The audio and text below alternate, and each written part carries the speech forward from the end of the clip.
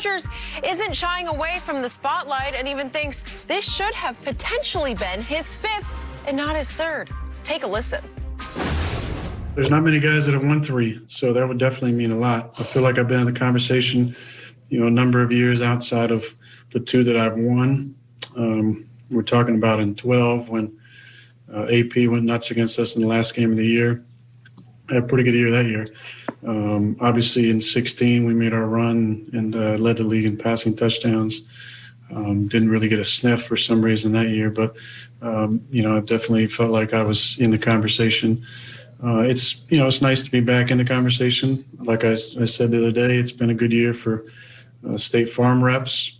Obviously, the new Jake from State Farm getting a lot of pub with his big muscles and tiny shirts. And, Pat's such a phenomenal player. He's had a great year as well. It'd be something that's usually on the preseason goal list, and it's nice to be in the conversation. All right. Well, Shannon, do you like how open he was talking about the MVP? I do not, because contrary to what people think, people set goals at the beginning of the season, be it Super Bowls, MVPs, All-Pro teams, Pro Bowl, Skip.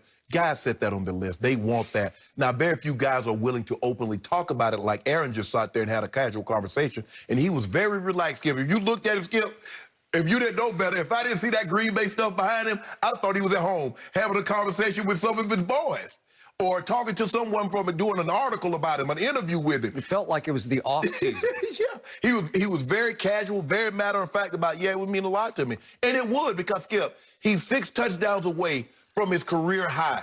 And we don't normally see guys set career highs this late in their career. Now, we see guys might have a career game. Yeah. And you could have a game here or there. But one year he threw, I think, 45 touchdowns and had 4 picks, 5 picks. And so he's on that pace again with 3 games left. All he needs is 6 touchdowns to tie his career high, 7 to break it. So for me, Skip, he's in that discussion. He was always going to be in that discussion, and that is expected of him, and he mentioned it. There are not very many guys that have won 3, Skip. You got Peyton at 5, and then Brady, Favre, Unitas, and Jim Brown with 3. So to Aaron Rodgers say, to add my name to that list, yes. And he also said that he thinks it should live up to what this stands for as an acronym. A person who is valuable to their team, and I feel like that's why I'm in that conversation every single year, basically. So for me, Skip, I believe it's a 2-man race. Aaron Rodgers has been spectacular.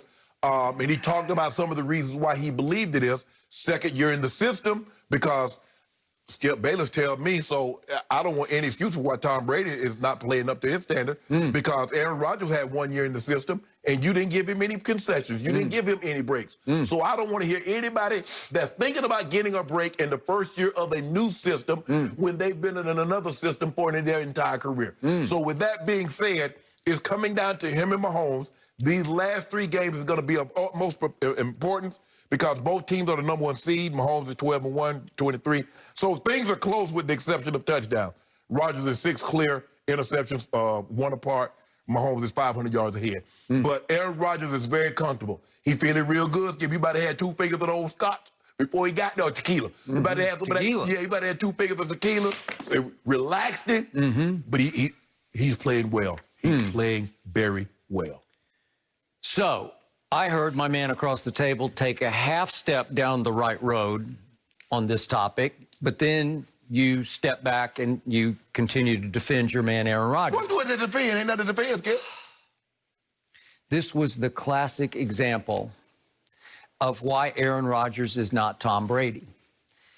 Tom Brady, no matter what year, this year, 10 years ago, 15, 20 years ago, never in his career would he have taken that bait from the media with 3 games remaining, with home field still hanging in the balance with only 1 bye per conference this year. Not only did Aaron Rodgers talk about MVP, he embraced it and began to campaign for it, how much it meant, how he got robbed in these other years. I don't know if he necessarily got robbed, because I thought Peyton had a better year in 2012. That's the year you believe Peyton should have won his 1st year in Denver where AP won. Okay, but he's chalking that one up to AP running wild on them in the final game and leaving that last impression in the voters' minds. AP ran wild on everybody that year. And just for the record, in 2016, Aaron did lead the league in touchdown passes, But Matt Ryan led the league in QBR, Right. and you correctly predicted, because you had inside information on the show, you predicted he would win the MVP, and he did. And by the way, Pro Football Focus in 2016 ranked this guy named Brady, who was then up in New England, as having the best grade in pro football. #1 quarterback in performance that year, according to Pro Football Focus, was Tom Brady. So I don't think Aaron has much of an argument about 2016, but he said, I didn't even get a sniff. Didn't even get a sniff of it. Okay. So to me, it is so Aaron, who is the LeBron James of the National Football League. It is so Aaron to kick back and relax and all but campaign for MVP. Man, campaigning. With 3 games remaining. They got Carolina this Saturday at home. Should be able to win that one. 4 touchdowns against them. Then they got Tennessee, gets a little tougher, and then they finish at their arch rival at Chicago. And you know and I know that the Bears will just, they're going to come to play that day. Yeah, they will. So you have potential to lose a couple of these games. And right now you're 10-3, as is New Orleans. New Orleans has a very tough game, obviously, against Kansas City on Sunday. They're home underdogs on Sunday. And by the way, they've played the 15th toughest or easiest schedule remaining. So it's pretty tough for them.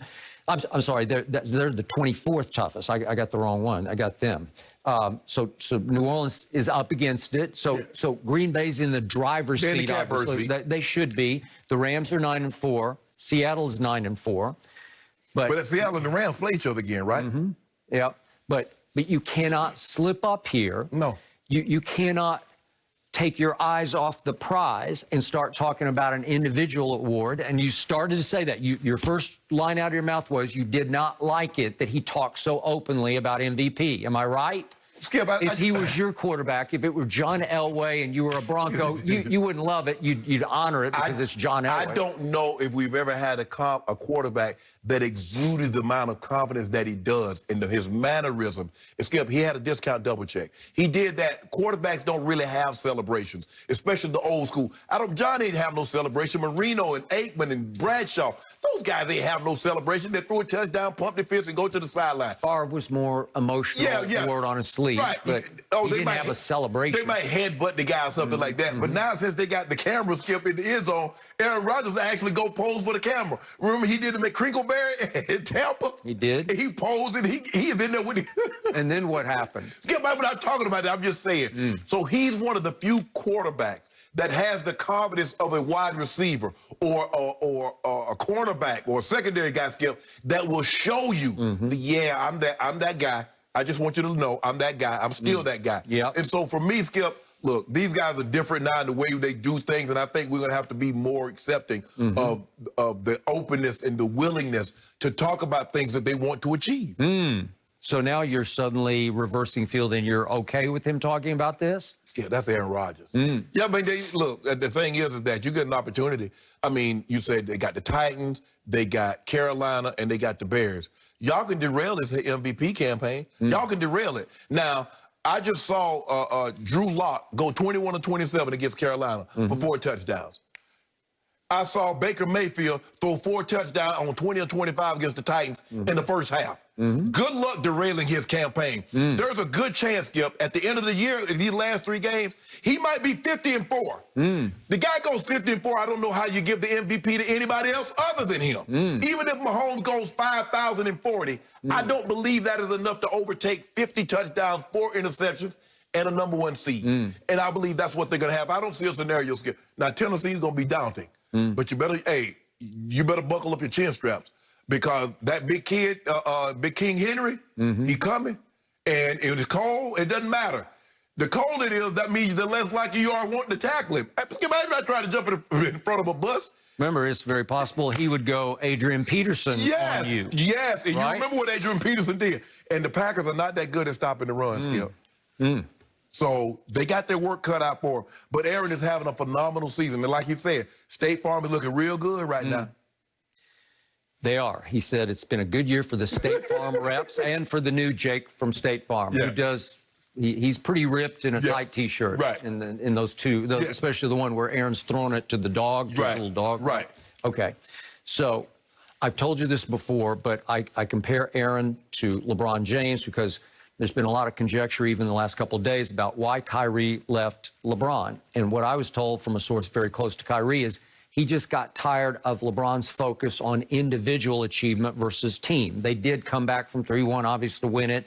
Kyrie hit a big shot. I'll give you that he had a chase down block. LeBron did. But the point was that Kyrie felt it was all about LeBron instead of all about the team. Well, you can argue Kyrie is right out of the same mold. Thank you. But okay, so it's, pot calling kettle, right? Yes. Okay. So the point is that if I were a teammate of Aaron Rodgers right now, I might think in the back of my mind, as much as I love him, as I'm glad he's my quarterback, man, his focus is all on his individual achievement when we have a goal out there that's attainable. Skip, I think the thing is he realized that he played unbelievable last year. And the reason why, and even though they were the #1 seed, no one really thought, for a time it was Russ.